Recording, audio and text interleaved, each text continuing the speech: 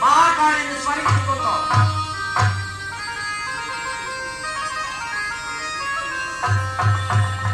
తల్లి మహిషాసుర మర్దిని మహాకాళి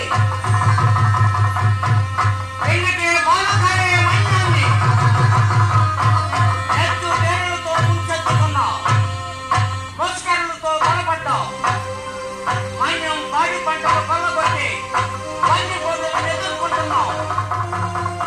వైశాఖిక కృత్యాలతో మానవత్వాన్ని మంట కలుపుతున్నావు, హంతకులతో కోరుతున్నావు.